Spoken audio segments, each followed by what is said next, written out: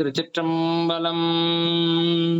தென்னாடுடைய சிவனே போற்றி, எந்நாட்டவர்க்கும் இறைவா போற்றி. சிவனடியார்கள் திருக்கூட்ட அறக்கட்டளை பட்டுக்கோட்டை சார்பில் சிறப்பாக நடைபெற்று வருகின்ற சைவ சித்தாந்தம் புதிய பார்வை என்ற இந்த நிகழ்ச்சிக்கு வந்திருக்கக்கூடிய அடியார் பெருமக்கள் அனைவரையும் வணங்கி வரவேற்று மகிழ்கிறோம். இந்த நிகழ்ச்சியை சிறப்பாக தந்து கொண்டிருக்கக்கூடிய ராஜ்மோகன் ஐயா இப்பொழுது உரையை தொடங்குவார்கள். அதற்கு முன்பாக ஒரே ஒரு விஷயத்தை மட்டும் கூறி இந்த நிகழ்ச்சியை நானும் தொடங்கி வைக்கிறேன். இந்த நிகழ்ச்சியை தயவுசெய்து முழுமையா பாருங்க. எங்கேயாவது ஒன்ன கேட்டுட்டு குழம்பிடக்கூடாது. ஏன்னா ஒரு போன நிகழ்ச்சியில கேட்கின்ற போது ஒரு சிலர் கேட்டாங்க, யாரெல்லாம் சிவபெருமானை வணங்குகிறோமோ நாங்கெல்லாம் பாடல் பாடிட்டு இருக்கிறோம், இது பண்ணிட்டு இருக்கிறோம். நிறைய பேர் கேட்குறாங்க, நீங்கள்லாம் தீட்சை வாங்கிடுங்க, தீட்சை வாங்காம எதுவுமே பண்ணக்கூடாது, பண்ண முடியாது அப்படின்லாம் சொல்றாங்க. அப்படின்னு சொன்ன உடனே ஐயா அதுக்கு ஒரு அருமையான ஒரு விளக்கத்தை சொன்னார். தீட்சை உடனடியாக வாங்க வேண்டும் அப்படின்னு சொல்லி யாராவது கட்டாயப்படுத்தினாங்கன்னா அது ஏற்புடையதல்ல. அதை அவர் அழகா சொன்னார். வாங்க வேண்டியதில்லைன்னாரு. அது உடனே எல்லாரும் என்ன புரிஞ்சுக்க கூடாது அப்படின்னா தீட்சையே வாங்க முடியாது அவளுக்கு, ஐயா ஜாலி அப்படின்னு இருக்கிறது இல்ல. வாங்கிக்கலாம் வேணும்னா, இல்லைன்னாலும் ஒன்றும் பிரச்சனை இல்லை, அடுத்த ஜென்மத்துல கூட நமக்கு கொடுக்கலாம் சாமி. ஆனா ஆக மொத்தத்துல வாங்கணுங்கிறது தான் முறை. அதுக்கான அந்த உணர்வை இறைவனே தருவார். அதெல்லாம் பின்னாடி வரும். அதனால நீங்க முழுமையா கேட்கணும். ஒரு வார்த்தை சொன்னதை வச்சுக்கிட்டு நம்ம இதுதான் போல இருக்கு, அப்போ சைவ சித்தாந்தத்துல தீட்சை எடுத்துக்கணும்னு சொல்லி சொல்றாங்க, அங்க புதிய பார்வையில அதெல்லாம் வேண்டாம் அப்படின்ற மாதிரியான ஒரு தவறான கருத்துக்கு நீங்க உடனடியா போயிடக்கூடாது. முழுமையா கேட்கணும். ஏன்னா அவரு நேற்று போன மாசத்துல நடந்த அந்த நிகழ்ச்சியில அவர் சொன்னதை முழுமையா கேட்டிருந்தீங்கன்னா இது புரிஞ்சிருந்திருக்கும். அதனால ஒரு சின்ன கருத்துக்காக அந்த உதாரணத்தை சொல்லி, ஏன்னா அவர் சொல்லக்கூடிய விஷயங்கள் எல்லாம் ரொம்ப ஆழ்ந்த விஷயங்கள். ஏன்னா ஒவ்வொரு மனிதனுக்கும் பக்குவ நிலை வர வர அந்தந்த இதுகள் ஆட்டோமேட்டிக்கா சுவாமி கொடுப்பார். அது உள்ளுக்குள்ள அந்த உணர்வுகள் வரும். நமக்கு அதை எடுத்துக்கணும் அப்படிங்கிற அந்த ஒரு உணர்வு தோணும். ஏங்க ஐயா நான் தீட்சை எடுத்துக்கணுமா ஐயா அப்படின்னு ஒருத்தவங்க கேட்கறாங்கன்னா இன்னும் அவங்க அந்த பக்குவத்துக்கு வரல. அதனால நாங்க என்ன சொல்லுவோம் அப்படின்னா, நீங்க தீட்சை இப்போ ஒன்றும் எடுத்துக்கணும்னு அவசியம் கிடையாதுமா, நீங்க சாமியை கும்பிட்டுட்டு இருங்க, மந்திரத்தை சொல்லிட்டு இருங்க, பாடல்கள் பாடிட்டு இருங்க, இப்படி செய்துகிட்டு இருங்க. எப்போ உங்களுக்கு உள்ளுக்குள்ளார சுவாமி உணர்த்துறாரோ அப்போ உங்களுக்கு பக்குவம் வந்துருச்சுன்னு அர்த்தம். உடனே நீங்க நானே தடுத்தாலும் நீங்க நிக்க மாட்டீங்க. இல்ல எனக்கு என்னமோ தோணுது, தீட்சை எடுத்துக்கிட்டேன்னா எனக்கு நல்லா இருக்கும்னு தோணுது அப்படிங்கிற ஒரு உணர்வு உங்களுக்கு வந்துடும். அது எனக்கு நடந்தது. நான் அதை அனுபவிச்சு சொல்றேன் நான். அதனால எந்த ஒரு விஷயமா இருந்தாலும் சரி, இது ஒரு உதாரணத்துக்காக சொல்றேன். அது மாதிரி அவர் சொல்லுகிறதுல உங்களுக்கு ஏதாவது முரண்பட்ட கருத்துக்கள் வந்துச்சுன்னா, அதாவது என்னங்கய்யா இதுல அப்படி சொல்லிருக்காங்க, நீங்க இப்படி சொல்றீங்களே அப்படிங்கிற மாதிரி ஒரு முரண்பட்ட கருத்துக்களா உங்களுக்கு தோன்றினுச்சுன்னா அதை உள்ளர டீப்பா புரிஞ்சுக்கிறதுக்கு ஆழமா கேட்டு தெளிவுபடுத்திக் கொள்ளுமாறு அன்புடன் கேட்டுக்கொண்டு ஐயா அவர்களை நம்முடைய ராஜ்மோகன் ஐயா அவர்களை மேற்கொண்டு நிகழ்ச்சியை நடத்த கேட்டுக்கொள்கிறேன். உங்களுடைய ஆடியோ வீடியோ ரெண்டையும் ஆன் பண்ணிக்கோங்க ஐயா.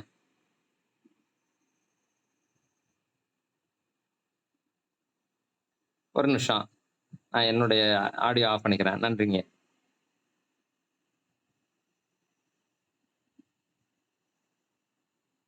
சிவாய நம சிவாய நம சிவாய நம.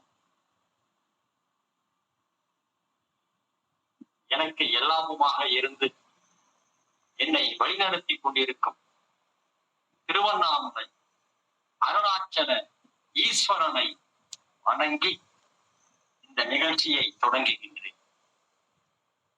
ஓம் கணபதியே நமக, கணபதியே நமக, கணபதியே நமக.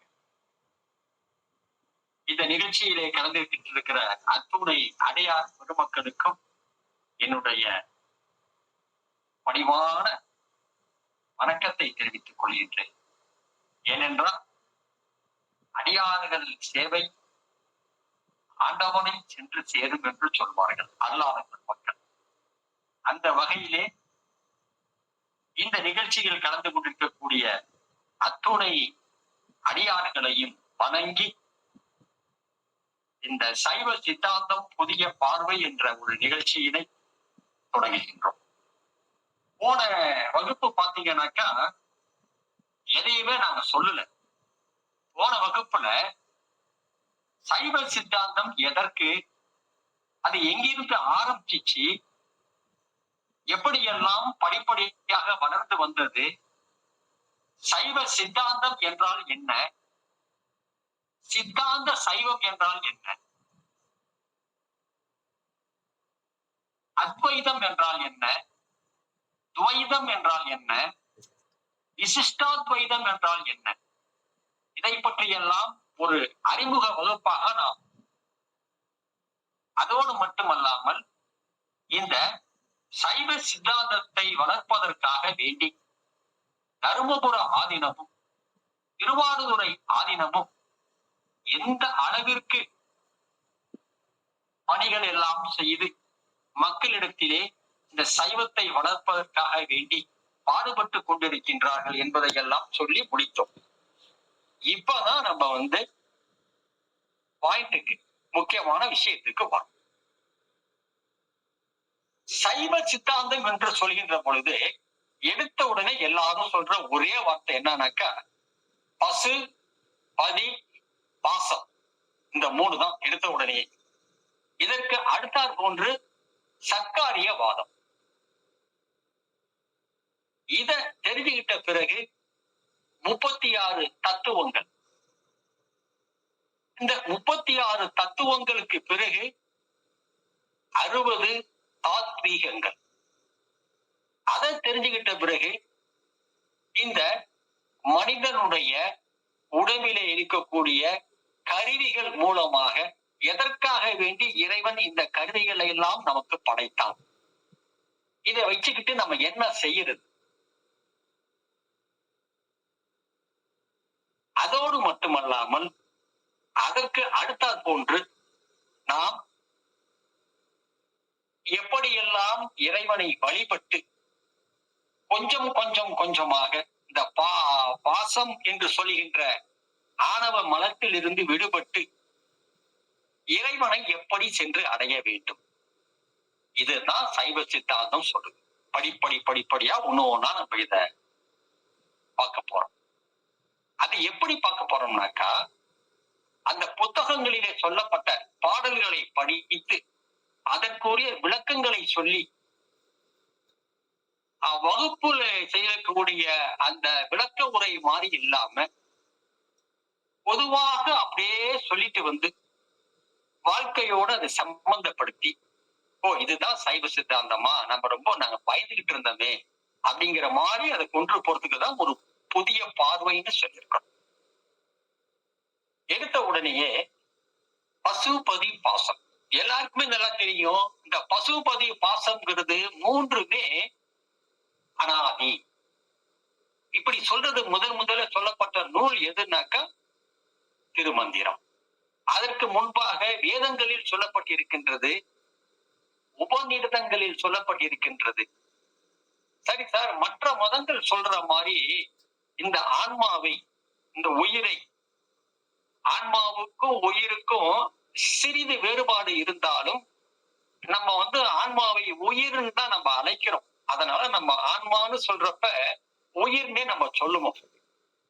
பின்னால் வரக்கூடிய சில இடங்கள்ல இந்த ஆன்மாவிற்கும் உயிருக்கும் என்ன வேறுபாடு அப்படிங்கறத பத்தி மிகப்பெரிய வேறுபாடு கிடையாது.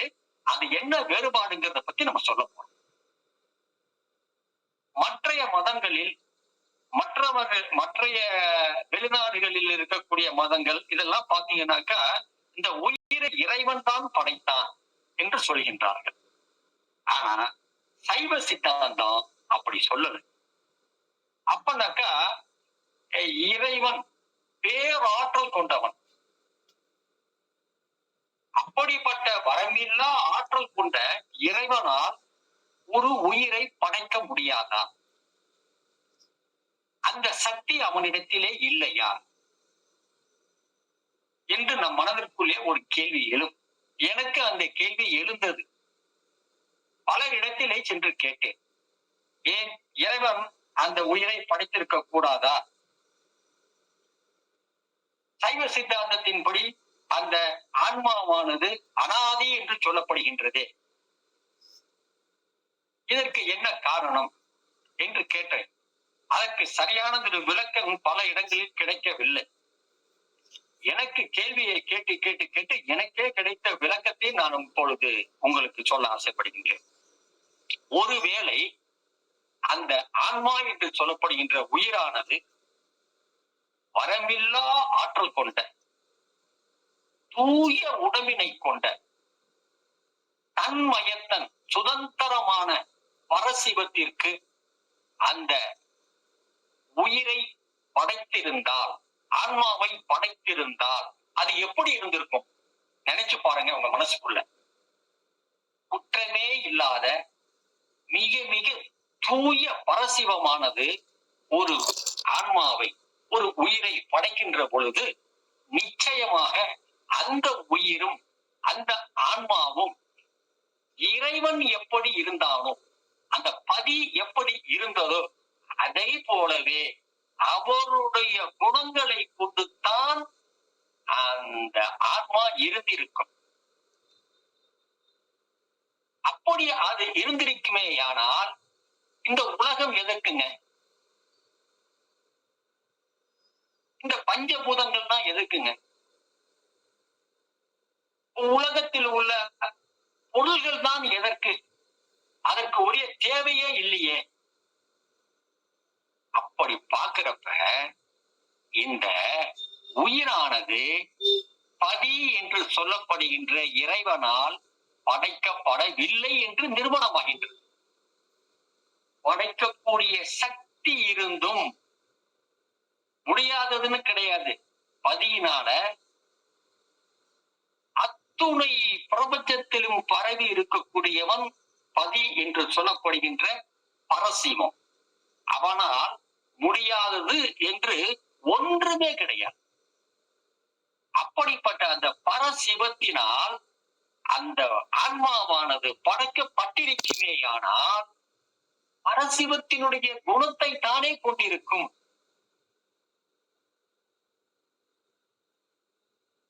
இந்த உலக போகங்கள் எல்லாம் பிறகு எதற்கு? தேவையில்லை அல்லவா?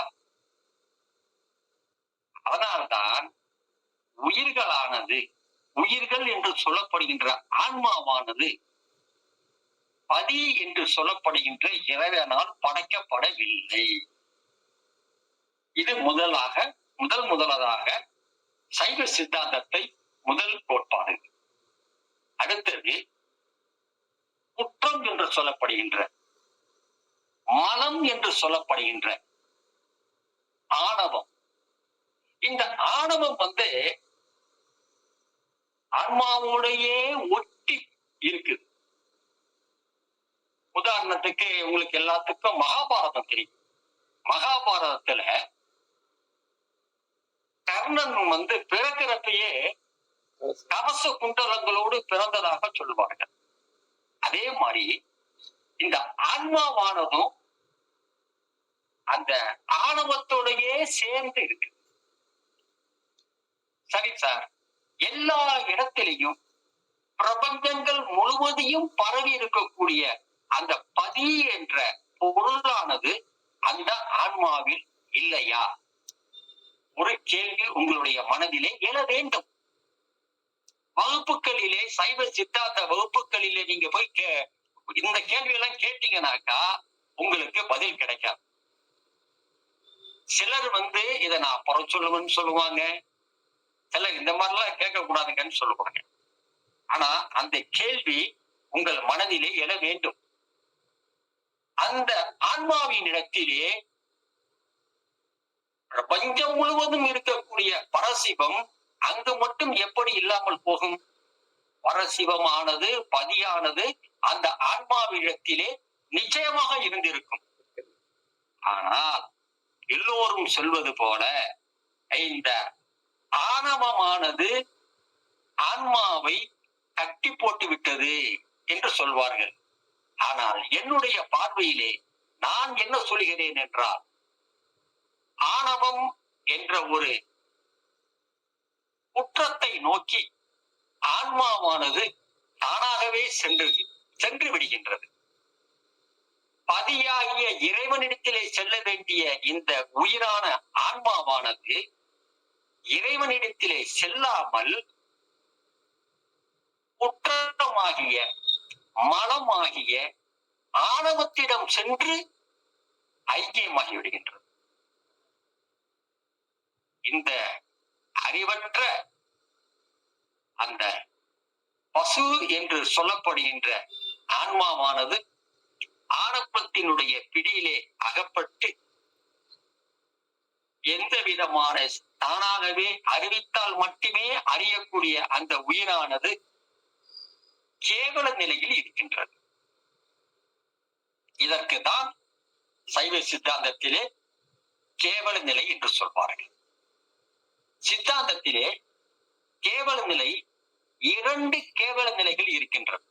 அதை நீங்கள் சற்று சிந்தித்து புரிந்து கொள்ள வேண்டும் நான் என்று நினைக்கின்றேன். 2 கேவல நிலைகள். ஒன்று, இந்த ஆன்மாவானது ஆணவத்துடன் சென்று அதனுடன் ஐக்கியமாகி அதனுடன் பிடியிலே அகப்பட்டு எந்த விதமான சுயமாக சிந்திக்கக்கூடிய தன்மை இல்லாமல் அந்த உயிருக்கு சிந்திக்கக்கூடிய திறன் சிறிது கூட கிடையாது. அப்படி அந்த திறனே இல்லாமல் ஆணவத்திலேயே இருந்து கேவல நிலையிலே இருக்கின்றது முதல் கேவல நிலை. 2வது கேவல நிலை என்னவென்றால், இந்த ஆணவத்திலிருந்து ஆன்மா கொஞ்சம் கொஞ்சம் கொஞ்சம் கொஞ்சமாக கர்ம வினைகளை இறைவன் செலுத்தி மாயையின் மூலமாக தான் யார், நாம் எங்கு சென்று சேர வேண்டும், இப்படி இந்த குற்றமாகிய ஆணவத்திலே மாட்டிக்கொண்டு முழித்துக் கொண்டிருக்கின்றோமே, நாம் இறைவனிடத்திலே அல்லவா போய் சேர வேண்டும் என்பதை கொஞ்சம் கொஞ்சமாக, அதற்கு எவ்வளவு காலமாகும் என்று யாருக்குமே தெரியாது, எத்தனை பிறவி எடுக்க வேண்டும் என்றும் யாருக்கும் தெரியாது. அதை கொஞ்சம் கொஞ்சமாக உணர்ந்து அது என்ன செய்யும்னாக்கா இறைவனை நோக்கி பயணிக்கும். இறைவனை நோக்கி பயணித்து அந்த ஆணவ மலம் என்று சொல்லப்படுகின்ற குற்றத்திலிருந்து தன்னை விடுவித்துக் கொள்வதற்கான பல முயற்சிகளை எல்லாம் அது எடுக்கும். கடைசியில ஒரு காலத்துல, இன்னைக்கு இல்லைன்னாச்சும் இப்பயோ ஒரு காலத்துல அதுக்கு ஒரு வெற்றி கிடைக்கும். அந்த நேரத்துல அது என்ன செய்யும்னாக்கா பரசிவத்தோடு சென்று அந்த சிவத்தன்மையை பெறும். அந்த சிவத்தன்மையை பெறுகின்ற பொழுது அதற்கு எந்த விதமான வேறு எந்த சிந்தனையும் இருக்காது. சிவத்தன்மையை பற்றி அந்த சிவ ஆனந்தத்தில் மூழ்கி இருக்கும். அதையும் ஒரு கேவல நிலை என்று தான் சிவஞான போதத்தில் மெய்கண்ட தேவநாயனார் சொல்கின்றார். இது 2வது கேவலம். முதல் கேவல நிலையிலே ஆணவத்தோடு ஒன்றி இருந்தது. 2வது கேவல நிலையிலே சிவத்தோடு ஒன்றி சிவ தன்மையை பெற்று சிவ ஆனந்தத்தில் மூழ்கி வேறு எந்த விதமான நினைவும் இல்லாமல் மூழ்கி இருந்தது. இது 2வது கேவல நிலை. அப்ப பதி என்று சொல்லப்படுகின்ற இறைவன் யாராலும் தோற்றுவிக்கப்படாதவன், பிறப்பு இறப்பு இல்லாதவன், ஆதி அந்தம் இல்லாதவன். அதே போல பசு என்று சொல்லப்படுகின்ற இந்த ஆன்மாவானதும் யாராலும் தோற்றுவிக்கப்படாதது. ஆணவம் என்று சொல்லப்படுகின்ற அந்த குற்றமும் மலமும் மூல மலம் என்று சொல்வார்கள், அதுவும் யாராலும் தோற்றுவிக்கப்படாதது. இந்த 3ம் அனாதி. இதுதாங்க முதல்ல சைவ சித்தாந்தத்துல தெரிஞ்சுக்கக்கூடிய கோட்பாடு. பசு பதி பாசம் முடிஞ்சிருச்சு. இதுல ரொம்ப பேருக்கு என்ன சந்தேகம் வரும்னாக்கா, நான் ஃபர்ஸ்ட் சொன்ன மாதிரிதான், ஏன் இறைவன் இந்த உயிரை மற்ற மதங்களில் சொல்லுவது போல படைக்கல. ஏன் படைக்க முடியாதா? அந்த கேள்விக்கு உங்களுக்கு நான் பதில் சொல்லிட்டேன். அப்படி படைச்சிருந்தானே ஆனால் இந்த உலகத்துக்கு நமக்கு இந்த தடு கருண புவன போகங்கள் எதற்குமே வேலை இல்லையே. இறைவனுடைய தன்மை தானே அந்த உயிர் பெற்றிருக்கும். அங்க ஆணவமே இருந்திருக்காது. இறைவனிலிருந்து ஒரு பொருள் வரப்ப அங்க எங்க ஆணவம் இருக்கும்? சரி சார், அப்ப இப்படி சொல்றீங்களே, கடைசியில அந்த இறைவன்கிட்ட தானே போய் இந்த உயிர் ஆன்மாவானது போய் சேருது.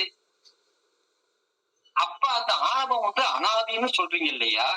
அப்ப அந்த ஆணவம் எங்க போனுச்சு அப்படிங்கிற ஒரு கேள்வி உங்க மனசுல எழணும். அப்படி பாக்குறப்ப அந்த ஆணவம் அந்த நேரத்திலேயும் இருக்கும். ஆனால் எப்படி இருக்கும்னாக்கா, செயலற்ற நிலையிலே வலுவிழந்து போயிருக்கும். ஜீரோங்கிற பொசிஷன் சொல்றோம் பார்த்தீங்களா, ஒண்ணுமில்லாத நிலையிலே அது செயலற்று கிடக்கும். அதற்காக தான் மிக நுணுக்கமான ஒரு இடத்துல சொல்லியிருப்பாரு நெய்கண்ட தேவ நாயனார், இறைவனுடைய திருவடி ஒருவருக்கு வேண்டுமென்றார், இறைவனுடைய திருவருள் ஒரு ஆன்மாவிற்கு ஒரு உயிருக்கு வேண்டுமென்றால் நிச்சயமாக ஒரு பொருளுடைய அனுக்கிரகம் நமக்கு வேண்டும். அது எதுவென்றால் ஆணவம் என்று சொல்கின்றார். ஆணவத்தினுடைய அந்த அருள், சரி இவ்வளவு காலமா நீ என்னுடைய பிடியில இருந்து அகப்பட்டு ரொம்ப துன்பத்தை நீ அனுபவிச்சிட்ட, நீ இறைவனிடம் சென்று போய் சேர் என்று அந்த ஆணவம் நினைக்க வேண்டும். அப்பொழுதுதான் அந்த ஆன்மாவானது இறைவனிடத்திலே சென்று சரணடைவதற்கு உரிய வழிமுறைகள் மிக நமக்கு தெள்ளத் தெளிவாக நமக்கு அந்த பாதை புலப்படும். இதுதாங்க பசு, பதி, பாசம். இந்த மூணு தான் அடிப்படை கோட்பாடு சைவ சித்தாந்தத்தில். இதற்கு அடுத்தது இதனுடைய சைவ சித்தாந்தத்தினுடைய வாதம் என்னன்னு சொல்றோம்னாக்கா, சர்க்காரிய வாதம் அப்படின்னு சொல்றாங்க. இந்த சர்க்காரிய வாதம்ங்கிறது என்ன? உள்ளதே தோன்றும், இல்லது தோன்றாது. என்ன இருக்குதோ அதுதான் தோன்றும். உதாரணத்துக்கு ஒரு தீப்பெட்டியை எடுத்து உரசரிங்கன்னு வச்சுக்கீங்களேன், நெருப்பு தோன்றும். அப்ப அந்த தீப்பெட்டி முனையில இருக்கக்கூடிய அந்த மருந்தில் நெருப்பு இருந்திருக்கு, அது தோன்றி இருக்கு. நெருப்பு இல்லாம தோன்ற முடியாது. உள்ளதுதான் தோன்றும், இல்லது தோன்றாது. இது சைவ சித்தாந்தத்தினுடைய அடிப்படை சர்க்காரிய வாதம் என்று சொல்லப்படுகின்றது. இது இரண்டாவது பாயிண்ட். இது முடிஞ்சிருச்சு. இன்றைய முக்கியமானது நான் உங்களுக்கு சொல்ல வந்திருக்கிறது என்னன்னாக்கா, பஞ்சபூத தத்துவம். இந்த பஞ்சபூத தத்துவத்துல 36 தத்துவத்துல சிவ தத்துவத்துல ஆரம்பிச்சோம்னாக்கா கடைசியில பஞ்சபூதங்கள்ல முடியும். இந்த நிலம், நீர், நெருப்பு, காற்று, ஆகாயம், இந்த 5 பூதங்களுடைய கலவைதான் நம்முடைய உடம்பு. இந்த உடம்பை படைத்தது யார்? பதியாகிய இறைவன். இந்த பதியாகிய இறைவன் பஞ்சபூதங்களினுடைய கலவையினால் இந்த உடம்பை படைச்சிருக்கின்றான். ஏன்னா சார் நீங்க நிலம்னு சொல்றீங்க, நம்ம உடம்புல எங்க சார் மண் இருக்கு, நிலம் எங்க இருக்கு? அப்படி நம்ம பார்க்க கூடாது. நிலம்ங்கிறது ஒரு திடப்பொருள். நம்ம உடம்புல இருக்கக்கூடிய எலும்பு, இந்த சதை, நரம்புகள், இதெல்லாம் திடப்பொருள். இதுக்கு காரணமாக அமையக்கூடியது என்னன்னாக்க பஞ்சபூதத்துல நிலம். அடுத்ததாக நீர். இந்த நீர் நம்முடைய உடம்புல, மனித உடம்புல எப்படி இருக்குதுனாக்கா, ரத்தமா இருக்குது, விந்துவா இருக்குது, வியர்வையா இருக்குது, உமிழ் நீரா இருக்குது. இது நீர் இருக்கக்கூடியது, உமிழ் நீரா இருக்குது. நிலம், நீர், நெருப்பு. நெருப்பு நம்ம உடம்புல எங்க சார் இருக்குது அப்படின்னு நீங்க கேட்கலாம். நெருப்பு இல்லைனாக்கா நம்ம சாப்பிடக்கூடிய உணவானது சரியான முறையிலே ஜீரணம் ஆகாது. அதை எரிக்கக்கூடிய சக்தி பிராணவாயுவின் மூலமாக எரித்து அந்த சக்தியை நமக்கு கொடுப்பது காற்று, நெருப்பு. அந்த நெருப்பாகப்பட்டது குறிப்பா நீங்க ஒரு இடத்த உங்க உடம்புல டச் பண்ணீங்கன்னாக்கா அதை நீங்க உணரலாம். எந்த இடம் நான் சொல்றேன், நீங்க இது சைவ சித்தாந்தத்துக்காக வேண்டி சொல்லப்படுதே ஒழிய நீங்க நல்ல விதத்துல எடுத்துக்கங்க. ஆணுறுப்பு பெண்ணுறுப்பு இருக்குங்க இல்லையா, அதற்கு சற்று கீழாக மலவாய் இருக்குங்க இல்லைங்களா, அதற்கு சற்று மேலாக நீங்க குளிக்கிறப்ப நாளைக்கு வேணா டெஸ்ட் பண்ணி பாருங்க. இந்த இடைப்பட்ட நேரத்துல உங்க கையை வச்சு தொட்டு பாத்தீங்கன்னாக்கா ஒரு சூடு தெரியும். மூலாதாரம் சொல்லப்படுகின்ற அந்த இடத்திலே ஒரு சூடு தெரியும். ஒரு அக்கினி எப்பொழுதும் அந்த இடத்துல எரிஞ்சுக்கிட்டே இருக்கும் சொல்லுவாங்க. அந்த நெருப்பாகப்பட்டது நம்முடைய உடம்பினுடைய வெப்பநிலை கூட போனாலும் பிரச்சனை. ஃபீவர், பயங்கர ஜுரம் வந்துருச்சு சார், 100 டிகிரிக்கு மேல இருக்குன்னு சொல்லிடுவாங்க. உறைஞ்சாலும் உடம்புல ஜில்லுப்பு வந்துடும். அந்த நெருப்பினுடைய நிலை சமநிலையா இருக்கணும். அதுதான் அந்த நெருப்பு. அடுத்தது பாத்தீங்கன்னாக்கா காற்று. காற்று உடம்புல உங்களுக்கு நான் சொல்லி தெரிய வேண்டியது இல்லைங்க. காற்று உள்ள பிராணம் போலன்னு வச்சுக்கீங்க, ஆக்சிஜன் பிராணவாயு உள்ள போகலன்னு வச்சுக்கீங்க, என்ன ஆகும் உங்களுக்கு நல்லா தெரியும். இது அன்னில பல விதமான வாயுக்கள் நம்ம உடம்புல இருக்குது. அது தாத்வீகங்கள்ல வருது, 60 தாத்வீகங்கள் அது வருது. பிராணவாயு இல்லைன்னாக்கா நம்மளால ஒண்ணுமே பண்ண முடியாது, உயிர் போயிடும். பிராணம் போயிடுச்சுன்னு சொல்றாங்க இல்லைங்களா, அதுதான் பிராணவாயு. அடுத்தது இப்ப நம்ம நிலம் சொல்லியாச்சு, நீர் சொல்லியாச்சு, நெருப்பு சொல்லியாச்சு, காற்று சொல்லியாச்சு, ஆகாயம். ஆகாயம்னா நீங்க என்ன நினைச்சிட்டு இருக்கீங்க, எல்லாம் எங்க இருக்குதுன்னு நினைச்சிட்டு இருப்போம்னாக்கா அந்த மேல தெரியுது பாரு மேகம், மேகத்துக்கு மேல இருக்கு பத்தியா, அதுதான் ஆகாயம் அப்படின்னு நம்ம எல்லாம் நினைச்சுக்கிட்டு இருப்போம். அது கிடையாதுங்க. இந்த பூமி இருப்பது, நாம் இருப்பது, ஆறுகள் இருப்பது, குளங்கள் இருப்பது, கடல் இருக்கிறது, அவ்வளவுக்கும் இடம் கொடுத்து இருக்கிறது தாங்க ஆகாயம். ஆகாயம் என்றால் வெளி, காற்று என்றால் வளி, வளிமண்டலம் என்று சொல்லப்படுகிறது காற்று. அது ஒரு குறிப்பிட்ட அடுக்குக்கு மேல அந்த காற்று இருக்காது. ஆனால் வெளிமண்டலம், வெளிமண்டலம்ங்கிறது பிரபஞ்சம். எத்தனை பிரபஞ்சங்களுக்கு இடம் கொடுத்து வச்சிருக்கிறது தான் அந்த வெளி, அதுதான் ஆகாயம். அது அவ்வளவு பிரபஞ்சத்துல இருக்குன்னு சொல்றீங்க, இது எங்க சார் நம்ம உடம்புல எங்க சார் இருக்குது அப்படின்னு நீங்க கேட்கலாம். அந்த வெளிங்கிறது ரொம்ப ரொம்ப முக்கியம். நம்முடைய நுரையீரல் இருக்குங்க இல்லைங்களா, அதற்குள்ளாக ஒரு வெளிமண்டலம் இருக்கின்றது. இது அறிவியல் பூர்வமாக நிரூபிக்கப்பட்ட உண்மை. அதுல தாங்க இந்த யோகம், இந்த ஞான மார்க்கத்துல, யோக மார்க்கத்துல சித்தர்கள் எல்லாம் அங்க இருக்கக்கூடிய அந்த 1000 தாமரை மலர் அப்படின்னு சொல்லுவாங்க, அது மலர்ந்து இறைவனை நேரடியாக பார்ப்பாங்க. அது இறைவனை நேரடியாக பார்க்கிறமோ இல்லையோ, அங்க இருக்கக்கூடிய வெளியை உணர்ந்து விட்டோமையானால், ஆகாயத்தை உணர்ந்து விட்டோமையானால் பதியாகிய இறைவனுடன் நாம் ஐக்கியமாகி விடுவோம். இது ஆகாயம். இப்படி 5 விதமான பஞ்சபூத தத்துவங்களால் ஆக்கப்பட்டதுதான் நம்முடைய மனித உடம்பு. இதுல இப்ப முதலாவதாக நிலத்துக்கு வருவோம்.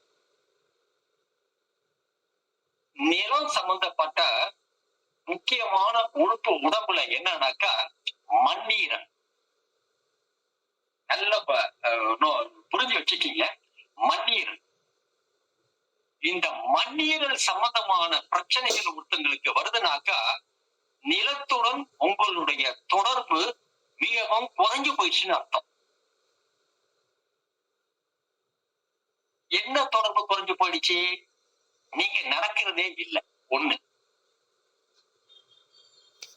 படுத்து தூங்குறது நிலத்துல தூங்காம பெட்டுல தூங்கிட்டு இருக்கோம். இப்ப நம்ம எல்லாம் நிலத்தினுடைய தொடர்பு நமக்கு குறைஞ்சு போயிடுது.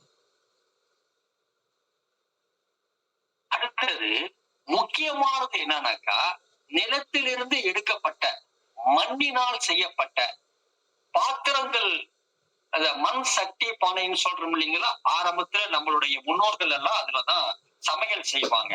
அது போன்ற பாத்திரங்களில் நாம் சமையல் செய்யாமல் இப்பொழுது புதிதாக உண்டாக சில்வர் பாத்திரங்கள் இதெல்லாம் யூஸ் பண்றோம் பார்த்தீங்களா, அது. இப்படி மண்ணுடன் நிலத்துடன் இருக்கக்கூடிய தொடர்புகள் நமக்கு விட்டு போன காரணத்தினால் பலவிதமான வியாதிகள் நம்மளுடைய உடம்பை வந்து சேர்கின்றது. அதிலே மிக மிக முக்கியமான வியாதி என்னவென்றால், உங்களுடைய இப்ப உலகத்துல இருக்கிறதுல மிகப்பெரிய வியாதி இதுதான். அது உங்களுக்கு நல்லாவே தெரியும். சுகர். யாரை பார்த்தாலும் சுகருக்கு மாத்திரை இல்லாம நீங்க யாருமே இல்லை. காரணம் இதுதான், நீரிழிவு நோயின்னு சொல்றாங்க இல்லையா. இதுக்கு மெயின் காரணம் நிலத்தினுடைய தொடர்பு நமக்கு விட்டு போனதுதான். நிலத்தினுடைய தொடர்பு இருக்கு. ஏங்க, இந்த சுகர் எப்பங்க வந்துச்சு? யோசிச்சு பாருங்க. கடந்த ஒரு 20-25 வருடங்களுக்காக தானே இந்த சுகர் இந்த நீரிழிவு வியாதிங்கிற அதுக்கு முன்னாடி யாருக்குங்க இருந்துச்சு? ஏன்னா அந்த அளவுக்கு நம்ம நிலத்தினுடைய தொடர்பை வைத்திருந்தோம். மண்ணால் செய்யப்பட்ட பாத்திரங்களில் இருந்து நாம உணவை நம்ம சாப்பிட்டோம். ரொம்ப நேரம் நடந்து போனோம். அதெல்லாம் இப்ப இல்லாம போனதுனால இந்த மாதிரியான நீரிழிவு வியாதிக்கு நம்ம ஆளாகிட்டோம். இந்த நிலம் சம்பந்தப்பட்ட குணம் என்னன்னாக்கா, யார் ஒருத்தவர்கள் ரொம்பவும் பொறுமையா இருப்பாங்க பாத்தீங்கன்னாக்க, என்ன பேசுறாலும் உங்களுக்கு கோபமே வராது. ஆனா அவங்கள பாத்தீங்கன்னாக்கா அடுத்தவங்களை அப்படியே ஈர்த்துருவாங்க. அந்த குணம் தான் நிலத்துக்கு உரியது. புரிஞ்சுக்கீங்க? இந்த பஞ்ச புதத்தால நம்மளுடைய உடம்பு செய்யப்பட்டு அதனால இருக்கக்கூடிய வரக்கூடிய நன்மைகள் தீமைகளை தான் நம்ம பார்த்துட்டு இருக்கோம். நிலத்தின் மூலமா உள்ளதை நம்ம பார்த்தோம். அடுத்தது நீர். நீர்த்தன்மை கொண்ட அந்த உணவானது அடுத்தவர்களை பார்த்த உடனேயே பாத்தீங்கன்னா, அழகா இருக்காங்க, இந்த பொண்ணு நல்லா இருக்கு, இந்த பையன் நான் பாக்குறதுக்கு லட்சணமா நல்லா இருக்கானே அப்படின்னு சொல்றோம் இல்லையா. அவர்கள் பாத்தீங்கன்னாக்கா அந்த நீர்த்தன்மை, நீருடைய குணம் கொண்ட மனிதர்களாக உடம்பாக இருப்பாங்க. ரொம்ப இலகிய மனசா இருக்கும் அவங்களுக்கு. ரொம்ப இலகிய மனசா இருக்கும். யாரோடையும் அட்ஜஸ்ட் பண்ணி போயிடுவாங்க. யாருக்கிட்டையும் பிரச்சனை பண்ண மாட்டாங்க. எந்த விதமான சூழ்நிலைகள் வந்தாலும் அவர்கள் அடுத்தவர்களோட அட்ஜஸ்ட் பண்ணிக்கிட்டு போவாங்க. ஆனா இவங்க கிட்ட ஒரு மைனஸ் பாயிண்ட் என்னன்னாக்கா, பயந்த சுபாவமா இருப்பாங்க. பயந்த சுபாவம். நீரினுடைய பிரச்சனைகளால வரக்கூடிய வியாதி என்னன்னாக்கா, கிட்னி ஃபெயிலியர். என்ன அப்படி நீர்ல உள்ள பிரச்சனை? இப்ப நீங்க உங்க மனசாட்சியை தொட்டு ஒரு சர்வே பண்ணி பாருங்களேன். எத்தனை பேருங்க நேச்சுரல் வாட்டர் நீங்க வீட்டுல குடிக்கிறீங்க? போர்ல இருந்து வர வாட்டர் இருக்கு இல்லைங்களா? இல்ல இந்த சில சமயத்துல பாத்தீங்கன்னாக்கா முனிசிபல் வாட்டர் வரும், காவிரி வாட்டர் வரும். அதை நீங்க எத்தனை பேரு குடிக்கிறீங்க வீட்டுல? எத்தனை பேரும் ஆர்வோ வாட்டர் குடிக்கிறீங்க? யோசிச்சு பாருங்க. அந்த ஒரு டம்ளர் தண்ணி எடுத்துக்கிட்டீங்கன்னு வச்சுக்கீங்களேன், அது சாதாரண ஆர்வோ வாட்டர் இல்லாம சாதாரண தண்ணியில ஒரு 1000 கிருமி அதுல இருக்குதுன்னு நான் சொல்றது ஒரு உதாரணத்துக்கு சொல்றேன். நீங்க அப்படியே எடுத்துக்காதீங்க. சரவண ஐயா ஆரம்பத்துல சொல்லுவாரு, தீட்சையை பத்தி சொல்லிட்டு இருந்தாங்க. அதுக்கு விளக்க நான் ரொம்ப பிறகு சொல்றேன் உங்களுக்கு. நான் ஒரு டம்ளர் கிளாஸ் எடுத்துக்கிறீங்க, அதுல தண்ணியை ஊத்துங்க. உதாரணத்துக்கு அதுல 1000 பாக்டீரியா செல், 1000 வைரஸ் இருக்குன்னு வச்சுக்கீங்களேன். அந்த 1000 வைரஸ்ல 50 வைரஸோ அல்லது 50 பாக்டீரியாவோ தான் உங்களுக்கு தீமை செய்யக்கூடியதா இருக்குங்க. மீதமுள்ள 950 பாக்டீரியாக்கள் உங்களுடைய உடம்புக்கு நன்மை பயக்கக்கூடியதா இருக்கும். நீங்க இந்த 50 பாக்டீரியாவை தவிர்க்கணுங்கிறதுக்காக வேண்டி 950 பாக்டீரியாக்கள், உங்க உடம்புக்கு நல்லது செய்யக்கூடிய பாக்டீரியாக்களை நீங்கள் இழக்கின்றீர்கள். இதை நான் வேற மாதிரி சொன்னேனாக்கா ஒரு சிலரை தாக்கி பேசுற மாதிரி இருக்கும். மல்டிநேஷனல் கம்பெனிங்க எப்படி இந்த நீரை பாட்டில்ல போட்டு பிசினஸ் ஆக்குனாங்கிறத பத்தி பேசினோம்னா இது வேற டாபிக்கா போயிடும். அதை நான் பேச விருப்பப்படல. இன்னமும் காவிரி தண்ணியை குடிச்சுக்கிட்டு, குளத்து நீரை குடிச்சுக்கிட்டு, வீட்டுல இருக்கக்கூடிய மோட்டர்ல வரக்கூடிய அந்த தண்ணியை குடிச்சுக்கிட்டு இருக்கிறவங்களுக்கு பெரிய அளவுக்கு எந்த விதமான வியாதியும் வருவது கிடையாது. ஒருத்தவங்களுக்கு பாடி உடம்பு ஸ்ட்ரென்த் நல்லபடியா இருக்கு இல்லைங்கிறதுக்கு ஒரு சின்ன டெஸ்ட் இருந்தா போதும். நீங்க போய் ஒரு கிளாஸ் தண்ணி, சாதா தண்ணியை குடிங்க. ஒரு கிளாஸ் தண்ணி இதை எடுத்துக்கிட்டு ஆர்வோ வாட்டர் இல்லாம ஒரு ஊருக்கு போங்க. அந்த ஊர்ல போயிட்டு ஒரு ஹோட்டலுக்கு போயிட்டு சாதா கிளாஸ் தண்ணி ஒண்ணு வாங்கி குடிச்சு பாருங்க. குடிச்ச பிறகு உங்க உடம்புல எந்த விதமான ஒரு ஜுரமோ ஜலதோஷமோ இல்லாம இருக்குதுன்னு வச்சுக்கீங்களேன், உங்க உடம்பு ஸ்ட்ராங்கா இருக்குன்னு அர்த்தம். அதை குடிச்ச உடனே உங்களுக்கு ஜலதோஷம் வந்துடுச்சுனாக்கா உங்க பாடி ரொம்ப வீக் பாடி, உங்க உடம்புல எதிர்ப்பு சக்தி இல்லை அப்படின்னு அர்த்தம். இந்த மாதிரி நீரினுடைய பங்கு நம்ம உடம்புல மிக மிக முக்கியத்துவம் வாய்ந்தது.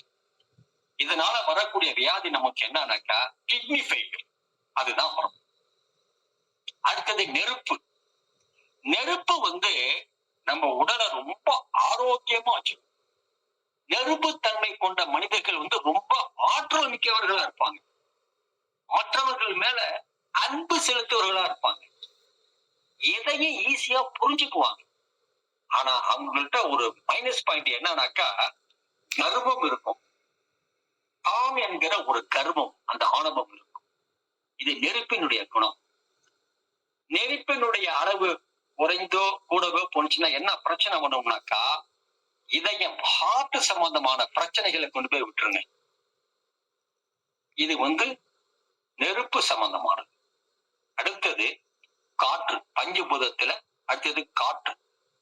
இந்த காற்று குணம் கொண்ட மனித உடமானது பாத்தீங்கன்னாக்கா ஒரு ஸ்ட்ராங் பாடி, மிக வலுவான ஒரு மனிதனா இருப்பான் பாக்குறதுக்கு. இந்த வெயிட் லிப்டிங் தூக்குவாங்க, இந்த பாக்ஸிங் பண்றாங்க, அந்த மாதிரி வலுவான ஆட்கள் காற்றினுடைய குணம் கொண்டவர்கள். அவங்கள யாராலுமே கட்டுப்படுத்த முடியாது, யாருக்கும் அடங்கவும் மாட்டாங்க. ஆனா ஆகாயத்தினுடைய குணம் கொண்ட மனிதர்களுக்கு மட்டும்தான் அவங்க கட்டுப்படுவாங்க. வேற யாருக்கும் அவங்க கட்டுப்பட மாட்டாங்க. சாப்பாடு பார்த்தீங்கன்னா அவ்வளவு சாப்பிடுவாங்க. அந்த மாதிரி குணம் அவங்கள்ட்ட இருக்கும். இவங்களுக்கு எந்த மாதிரி வியாதிகள் வரும்? நுரையீரல், லங்ஸ் இருக்கு பார்த்தீங்களா, அதுல வரக்கூடிய வியாதிகளுக்கு இந்த காற்று, பிராணவாயு, மூச்சு இழுத்து விடுறது, பிராணயாமம் செய்யறது, இந்த தியானம் செய்யறப்ப ஒரு மூக்கு அடைச்சுக்கிட்டு ஒரு மூக்கு வழியா இந்த மாதிரி எல்லாம் செய்யறாங்க இல்லைங்களா, இதுல இந்த பயிற்சிகள் மூலமாக நுரையீரலை நாம் சுத்தமாக வைத்துக் கொள்ள வேண்டும். இது காற்றினுடைய குணம். காற்று சம்பந்தமாக உடையவங்களுக்கு இந்த பிரச்சனை வரும். அடுத்தது ஆகாயம். இதுதான் ரொம்ப முக்கியம். முன்னே சொல்லிட்டு அவங்களுக்கு வெளிமண்டலம். இந்த ஆகாயம் குணம் கொண்டவர்கள் யாருனாக்கா நம்மள யாருக்குமே நம்ம இருக்கிறோமாங்கிறது சந்தேகம்தான். ஏன்னா ஆகாய குணம் கொண்டவர்கள் அருளாளர் பெருமக்கள் சுயநலம் இருக்காது. அடுத்தவர்களுடைய நலனை பெரிதாக மதிப்பார்கள். இறைவன் மேல் மிகுந்த பற்று கொண்டவர்களாக இருப்பார்கள். இறைவன் மேல் அனைத்தும் இறைவன் என்று சரணடைந்தவர்களாக இருப்பார்கள். தனக்குன்னு எதையுமே செய்ய மாட்டாங்க. அதுதான் நான் சொன்ன ஒரே வார்த்தையில, இவர்கள் அருளாளர் பெருமக்களாக இருப்பார்கள். இதுதான் ஆகாய குணம். இப்படி 5 விதமான பஞ்ச பூதங்களும் நம்ம உடம்புல எப்படியெல்லாம் இருக்கு அப்படிங்கிறத பத்தி நம்ம இப்ப பார்த்தோம். அடுத்தது, ஒரு ஆன்மா எப்படி பிறக்குது, இதுதான் ரொம்ப முக்கியம். ஒரு ஆன்மாவானது பிறப்பது எப்படி அப்படிங்கறத நம்ம பார்க்க போறோம். ஆன்மா இது இந்த இப்ப நான் சொல்ல போவதற்குரிய ஆதாரங்களும் இதற்குரிய நிகழ்ச்சிகளும் நாம் உபநிடதங்களில் சாந்தோக்கிய உபநிடதம் அப்படின்னு ஒண்ணு இருக்குங்க. அதுல மிக தெள்ள தெளிவாக இந்த ஆன்மாவானது எப்படி பூமியில் வருகின்றது அப்படிங்கிறத அழகா சொல்லியிருக்கிறாங்க. அதே மாதிரி சிவஞான போதத்துல 2வது சூத்திரத்துல மெய்கண்ட தேவ நாயனார் மிக அழகாக சொல்லியிருக்கின்றார்.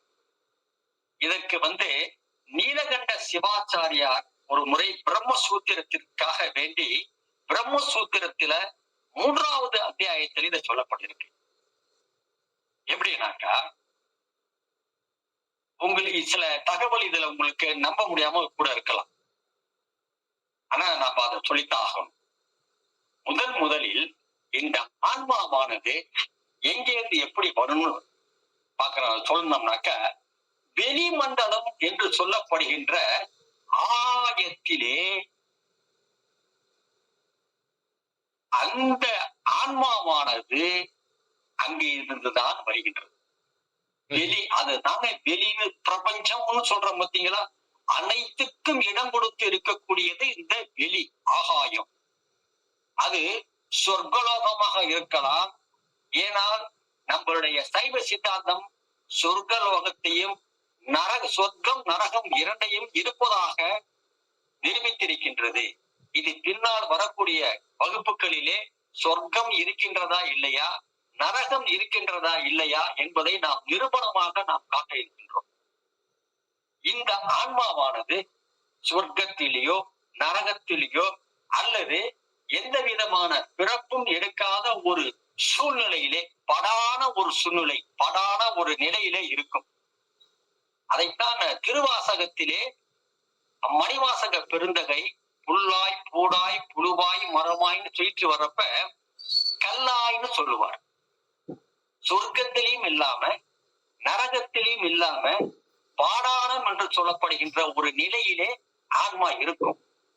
அதுவும் ஒரு பிறப்பு, அதுவும் ஒரு, எப்படி நம்ம மனித பிரிவு இருக்கிறோமோ, மிருகங்கள் இருக்கிறோமோ, இல்ல தாவரமா பிறக்கிறோமோ, அதே மாதிரி அந்த பாடானம் என்று சொல்லப்படுகின்ற அந்தவும் ஒரு பிறப்புன்னு சொல்லப்படுறதுனாலதான் சிவபுராணத்துல மணிவாசக பெருந்தகை கல்லாய்ன்னு சொல்லுவார்.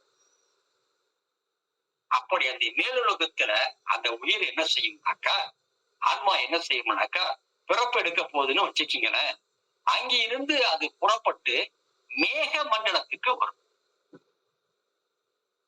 மேக மண்டலத்துக்கு மழை பெய்யும் இல்லைங்களா, அந்த மழையுடன் கலந்து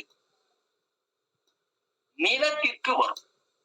பஞ்சபூதங்களில் தத்துவங்களில் ஒன்றான பூமி என்று சொல்லப்படுகின்ற நிலத்திற்கு வரும். நிலத்திற்கு வந்தோன நிலத்திலே விளையக்கூடிய உணவின் மூலமாக அந்த உணவு, இப்ப நெல்லு கோதுமை என்ன செய்யறோமோ அதன் மூலமாக அந்த உணவு மனித உடம்பை, நாம் சாப்பிடுறோம் இல்லையா, மனித உடம்பை வந்தடையும். மனித உடம்பை வருகின்ற பொழுது ஒரு தந்தையினுடைய விந்துவிலே அது சேரும். விந்துவிலே சேர்ந்து இன்றைக்கும் பார்த்தீங்கன்னா விஞ்ஞானத்துல மிக அற்புதமான முறையிலே நிரூபணம் செய்திருக்கின்றார்கள். இதைத்தான் அப்பயே சொல்லிட்டாங்க சைவ சித்தாந்தத்தில். ஒரு விந்துவினுடைய அந்த விந்தணு முதிர்ச்சி அடைவதற்கு 2 மாதங்கள் எடுப்பதாக சொல்கின்றார்கள். அப்படி 2 மாத காலம் தந்தையிடத்திலே இருந்து பிறகு அந்த விந்தணுவானது தாயிடத்திலே சென்று அங்கு 10 மாதம் இருந்து பிறகு இறைவன் கொடுத்த அந்த கருவி கரணங்கள் மனித உடம்பின் மூலமாக பிறப்பெடுக்கின்றது. அப்ப பிறக்கிறப்பவே ஒரு ஆன்மாவிற்கு 10 மாதம்னு நம்ம சொல்றோம். 10 மாதம் சுமந்து பெண்கள் தாய் பெற்றாள் என்று சொல்கின்றோம் அல்லவா? அதே மாதிரி 2 மாத காலம் தந்தையினுடைய உடம்பிலே அந்த விந்துவானது இருந்திருக்கின்றது. 2 மாத காலம். ஆக அது பிறக்கின்ற பொழுதே 12 மாத காலம், ஒரு வயது முடிந்த பிறகுதான் ஒரு குழந்தை பிறக்கின்றது. அதை நீங்கள் தெரிந்து கொள்ள வேண்டும். ஒரு வயது முடிந்த பிறகுதான். இப்படி ஒரு ஆன்மாவானது வெளி மண்டலத்தில் இருந்து, சொர்க்கலோகத்தில் இருந்து மேக மண்டலத்திற்கு வந்து, மேக மண்டலத்தில் இருந்து நிலத்தை அடைந்து, நிலத்தில் இருந்து உணவு மூலமாக மனித உடம்பை சென்றடைந்து, அந்த மனித உடம்பில் இருந்து ஆணுடைய உடம்பிலே விந்து உருவாகி 2 மாதம் முதிர்ச்சி அடைந்து, அது பிறகு பெண்ணுடைய வயிற்றிலே கருமுட்டையை சென்றடைந்து அங்கு 10 மாதம் இருந்து 10 மாதம் முடிந்த பிறகு அது ஒரு இறைவன் கொடுத்த அந்த கருவிகளோடு குழந்தையாக பிறக்கின்றது. நாங்கள் நம்மளுடைய பிறப்பு. இந்த இதற்கு நீங்க ஆதாரங்கள் உங்களுக்கு வேணும் அப்படின்னு நினைச்சீங்கன்னாக்கா என்னுடைய நம்பருக்கு நீங்க போன் பண்ணலாம். எந்தெந்த நூல் இருந்து இந்த தகவல் எல்லாம் எடுக்கப்பட்டிருக்கிறது என்பதை நான் உங்களுக்கு சொல்ல கடமைப்பட்டிருக்கின்றேன். 9443075122 இந்த நம்பருக்கு நீங்க கொடுக்க. இப்ப நீங்க இந்த கேள்வி எல்லாம் கேட்டீங்கன்னா எல்லாருக்கும் குழப்பமா இருக்கும். இதற்கு 3 விதமான ஆதாரங்கள். சாந்தோக்கிய உபநிடதம் முதல்லது. இரண்டாவது பிரம்ம சூத்திரத்தில 3வது அத்தியாயத்தில முதல் பாதத்தில முதல் சூத்திரம் இங்கிருந்து எடுக்கப்பட்டது. சிவஞான போதத்தில் 2ஆம் சூத்திரத்தில் எடுக்கப்பட்டது. இப்படி இந்த தகவலுக்கு உரிய ஆதாரங்களை நீங்கள் தனிப்பட்ட முறையிலே நீங்கள் பார்த்துக் கொள்ளலாம். அடுத்த இது மனிதனுடைய பிறப்பு. அடுத்தது மனிதனுடைய இறப்பு. இதைத்தான் நம்ம இந்த வகுப்புல நம்ம சொல்ல போறோம். பிறப்ப சொல்லிட்டோம், அடுத்தது இறப்ப சொல்றோம். இதுக்கு முன்னாடி இந்த உணவு மூலமா நாம சொன்னோம் இல்லைங்களா? ரொம்ப பேர் சொல்லுவாங்க, ரொம்ப பேருக்கு இந்த சந்தேகம் இருக்கும். வெஜிடேரியன் நல்லதா, நான் வெஜிடேரியன் நல்லதா அப்படின்லாம் கேட்பாங்க. அந்த உணவின் மூலியமாக அந்த ஆன்மா நம்ம கிட்ட வர காரணத்தினாலதான் சில பல விஷயங்கள் எல்லாம் நடக்கின்றது. இது தமிழர்களுக்கே உரிய ஒரு அற்புதமான ஒரு சொத்துன்னு சொல்லலாங்க. நீங்க அறுசுவை உணவுடன் நீங்க கேள்விப்படுவீங்க. அது சூப்பரா நல்ல டேஸ்டா இருந்துச்சு. அந்த கல்யாணத்துக்கு போனோம், அருமையான டேஸ்டோட சாப்பாடு நல்லா அமைஞ்சு போச்சுடா. அறுசுவைன்னு சொல்லுவாங்க. இந்த அறுசுவைங்கிறதுக்கு பஞ்சபூதங்கள். இனிப்பு சுவை இருக்கு பார்த்தீங்களா? அந்த இனிப்பு சுவைக்கு நிலம், நீர் இதை 2ம் காரணமா அமையறதுதான் இனிப்பு சுவை. புளிப்பு சுவைங்கிறது நெருப்பு, நிலம் இது 2ம் சேர்ந்ததுதான் புளிப்பு சுவை. உப்பு சுவைங்கிறது நீரும் நெருப்பும் சேர்ந்ததுதான் உப்பு சுவை. கசப்பு என்பது ஆகாயமும் வாயுவும் சேர்ந்ததுதான் கசப்பு. காரம் என்பது வாயுவும் நெருப்பும் சேர்ந்ததுதான் காரம்.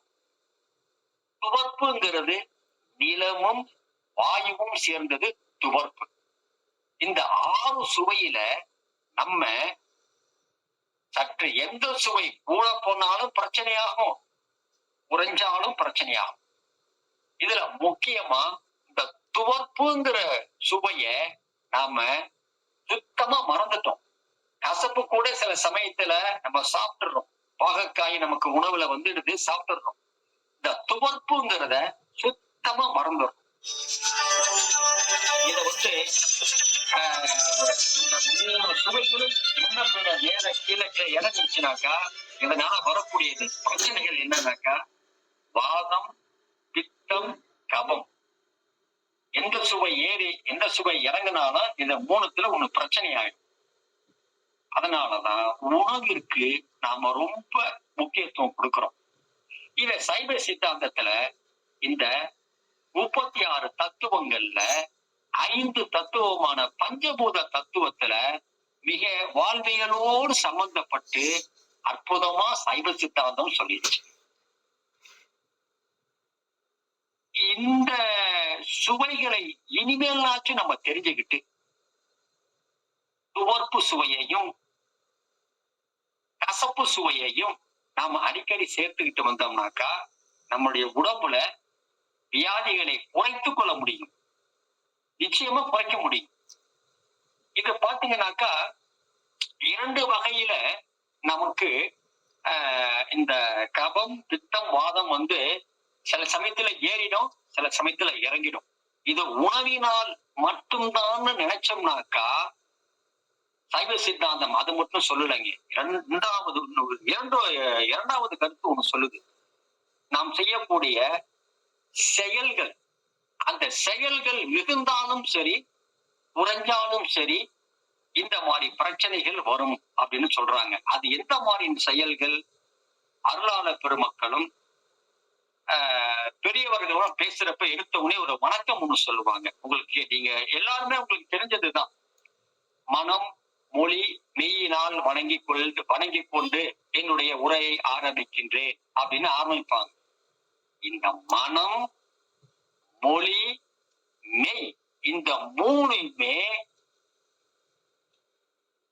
தீய செயல்களை நினைச்சிச்சுன்னு வச்சுக்கீங்க, இந்த கபம், பித்தம், வாதம் ஏறிவிடும். இது சைவ சித்தாந்தம் ரொம்ப வாழ்விகளோடு அற்புதம். அதுக்காக தாங்க இந்த மனம், மொழி, மெய். மனம் கெட்டது நினைச்சிச்சுன்னு வச்சுக்கீங்களேன், உடம்புல ஆட்டோமேட்டிக்கா உடம்பு நடுங்கும். சில சமயத்துல பார்த்திருக்கலாம் நீங்க. கோபம் வரும். வாய் வந்து அடுத்தவங்களோட சண்டை போடுறப்ப பாத்தீங்கன்னாக்கா அப்படியே கோமா தலைக்கு ஏறி போயிடும். உடம்பால தவறான நிகழ்ச்சிகளை செஞ்சோம்னாலும் எப்பயுமே பாத்தீங்கன்னாக்கா ரத்தம் கொட்டம், பிளட் பிரஷர் ஏறிடும். இதெல்லாம் செயல்கள் மூலமாக நாம் வந்து நம்மளா வர வச்சுக்கக்கூடிய வியாதிகள், இந்த கபம், பித்தம், வாதம். இததாங்க சைவ சித்தாந்தம் வந்து இதெல்லாம் அற்புதமா மறைமுகமா சொல்லுதுங்க.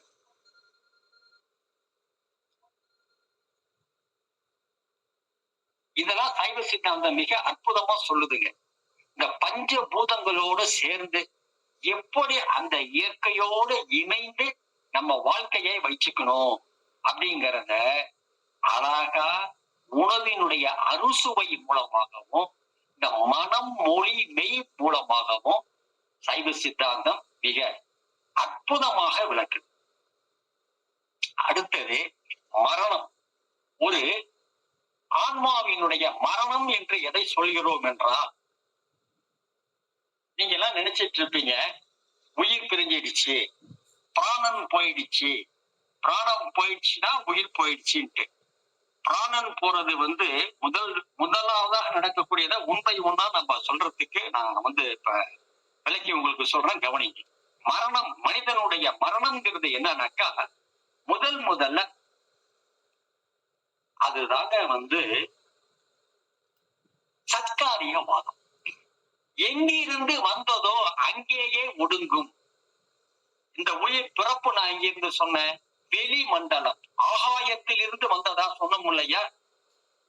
அதே மாதிரி உடம்புல இருக்கக்கூடிய அந்த ஆகாயம் பிரியறதுக்கு தான் மரணம்னு நம்ம சொல்றோம்.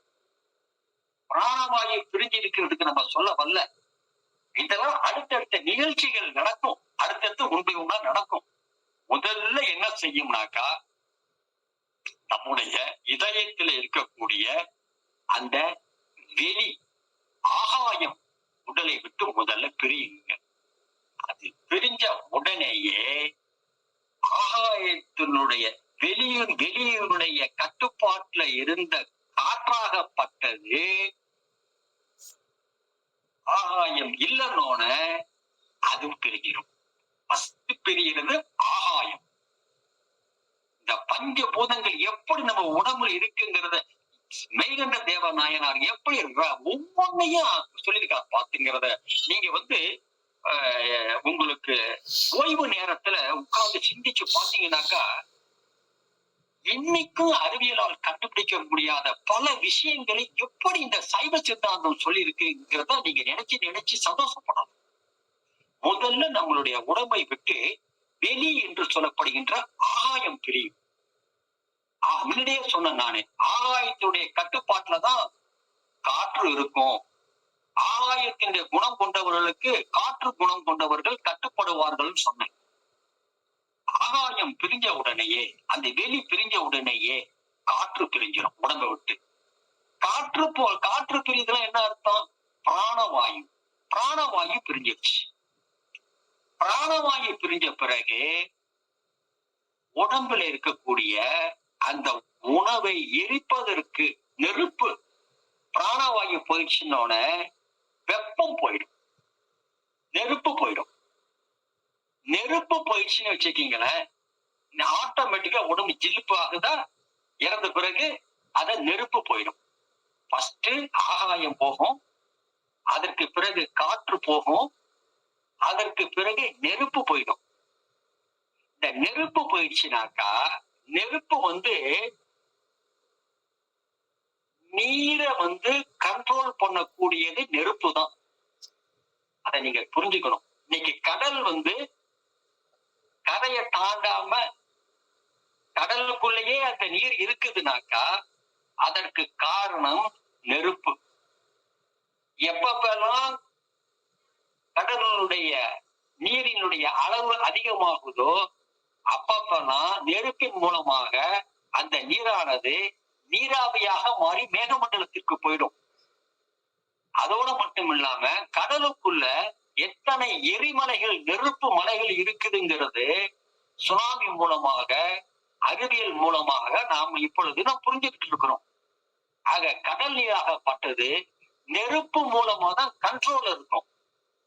அந்த நெருப்பு போயிடுச்சுனாக்கா ஆட்டோமேட்டிக்கா உடம்புல உள்ள எல்லாம் நீர் போயிடும். நீருங்கிறது என்ன? விந்து, நாதம், கபம். விந்து நாதம் உங்களுக்கு யாருன்னு சொல்ல வேண்டிய அவசியமே இல்லை, சிவசக்தி. அந்த கபம்ங்கிறது நீர் சத்து, உடலினுடைய ஈரப்பதம். ஈரப்பதம் போயிடுச்சுன்னா ஜில்லுன்னு ஆயிடும் உடம்பு.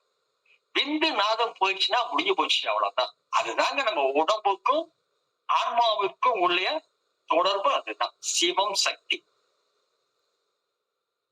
இப்படி போயிடுச்சுன்னா மீதம் உள்ள இந்த உடம்பானது மண்ணுக்கு சொந்தம், மண்ணை போய் அடைஞ்சு.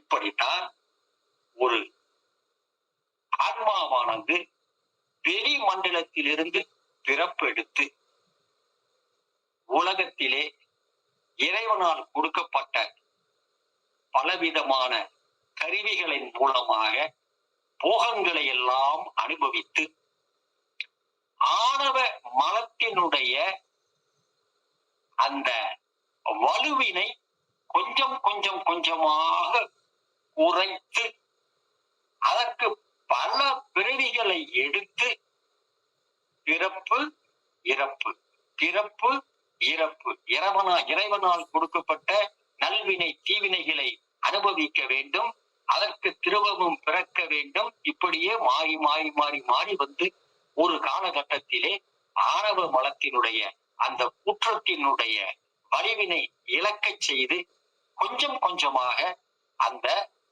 ஆன்மாவானது ஆஹா நாம் தவறு செய்து விட்டோம், தெரியாமல் நாம் மலமாகிய ஆணவத்தோடு போய் சேர்ந்து விட்டோம், இது உண்மை அல்ல, நாம் சென்று சேர வேண்டியது பதியாகிய இறைவனிடத்தில் அல்லவா சென்று சேர்ந்திருக்க வேண்டும். இது தெரிவதற்கு தாங்க எத்தனை பிறவி நம்ம எடுக்க போறோங்கிறது நமக்கே தெரியாதுங்க. கடைசியில அந்த ஆன்மாவானது இறைவனிடத்திலே சென்று சிவத்தன்மையை பெற்று சிவ ஆனந்தத்திலே மூழ்கி இருக்கும்.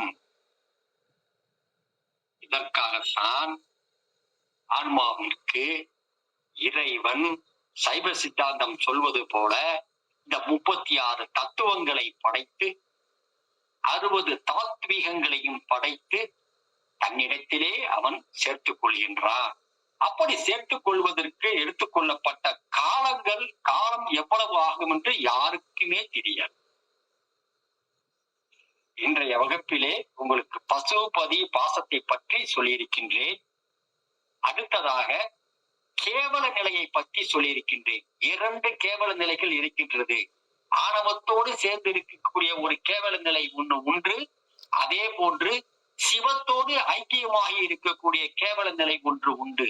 அதை சொல்லியிருக்கின்றேன். அடுத்தது சர்க்காரியா வாதத்தை பற்றி சொல்லி இருக்கின்றேன். அதற்கு பிறகு இந்த பஞ்சபூதங்கள் நிலம், நீர், நெருப்பு, காற்று, ஆகாயம், இந்த 5ம் நம்முடைய மனித உடம்பிலே எத்துணை பங்கு வகிக்கின்றது, ஒவ்வொன்றும் குறைந்தால் என்ன நடக்கும், எப்படி அந்த நீரானது குறைந்தால் என்ன நடக்கும், நெருப்பானது குறைந்தால் என்ன நடக்கும் என்பதை பற்றி சொல்லியிருக்கின்றேன். அதற்கு பிறகு ஒரு ஆன்மா எப்படி பிறப்பு எடுக்கின்றது, வெளிமண்டலத்திலிருந்து எப்படி வருகின்றது பூமிக்கு, அது தந்தையின் மூலமாக 2 மாத காலம் தந்தையும் சுமக்கின்றான். அந்த கருவினை 10 மாதம் தாய் சுமப்பது போல தந்தையும் சுமக்கின்றான் 2 மாதம். ஆக 12 மாதம் கழிச்சுதான் அந்த குழந்தையா பிறக்குது. இந்த பிறப்பு எப்படி இருந்தது, அதற்கு பிறகு இறப்பு எப்படி, ஆகாயம் அந்த உடம்பை விட்டு வெளி என்று சொல்லப்படுகின்ற ஆகாயம் உடம்பை விட்டு பிரிகின்றதோ அதுதான் இறப்பு. திரும்பவும் அது தன்னுடைய கர்ம வினைகளுக்கு ஏற்றவாறு சொர்க்கத்திற்கோ அல்லது நரகத்திற்கோ அல்லது பாடான நிலையாகிய கல் போன்று இருக்கக்கூடிய நிலைக்கோ செல்லக்கூடிய ஒரு வாய்ப்பு அதற்கு அமையும்.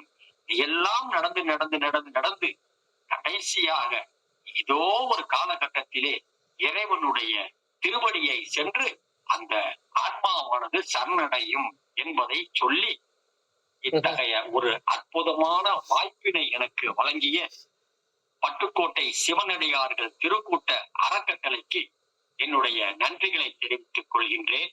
இதில் ஏதாவது உங்களுக்கு மாற்று கருத்து இருக்குமேயானால் என்னுடைய அந்த மொபைல் நம்பரை நோட் பண்ணிக்கிங்க. எதுவாக இருந்தாலும் நான் சொல்லுவதற்கு தயாராக இருக்கின்றேன். நான் யாரு மேலேயும் கோபப்பட மாட்டேன். இந்த சந்தேகம் இருக்குதுன்னு சொன்னாக்கா அந்த சந்தேகத்திற்கு உரிய விடை எந்த புத்தகத்துல எங்க இருக்கு, நீங்க எப்படி பார்க்கணுங்கிறதையும் நான் சொல்றதுக்கு தயாரா இருக்கேன். இதனுடைய நோக்கம் என்னவென்றால், இந்த நிகழ்ச்சியுடைய நோக்கம் என்னவென்றால், சைவம் இந்த உலகம் தலைத்தோங்க வேண்டும், சிவ பரம்பொருளினுடைய அன்பு இந்த உலகமெல்லாம் பரவ வேண்டும் என்ற நோக்கத்திலே எதிர்கால வரக்கூடிய சந்ததிகள் நல்ல ஒரு இந்த நாட்டிற்கு மட்டுமல்லாமல் நம்முடைய சமயத்திற்கு, சைவ சமயத்திற்கு, உலகத்துக்கு எடுத்து செல்லக்கூடிய ஒரு தகுதியுடைய நபர்களாக இருக்க வேண்டும் என்பதுதான் இந்த நிகழ்ச்சியுடைய நோக்கம் என்று சொல்லி வாய்ப்பளித்த அத்துணை பேருக்கும் அடியார் பெருமக்கள் அனைவரையும் வணங்கி விடைபெறுகின்றேன். நன்றி, வணக்கம். சிவா ஐயா, கொஞ்சம் உங்க மொபைல் நம்பர் கொஞ்சம் சொல்லுங்க ஐயா. ஒரு நிமிஷம் இருமா. இப்ப நீங்க கேட்கக்கூடிய சந்தேகங்கள் எதுவாக இருந்தாலும் இந்த நம்ம என்ன பேசணுமோ இந்த சப்ஜெக்டுக்குள்ள மட்டும்தான் நீங்க கேட்கணுமே ஒழிய வேற எந்த விதமான கேள்விகளும் இப்பொழுது இந்த நிகழ்ச்சி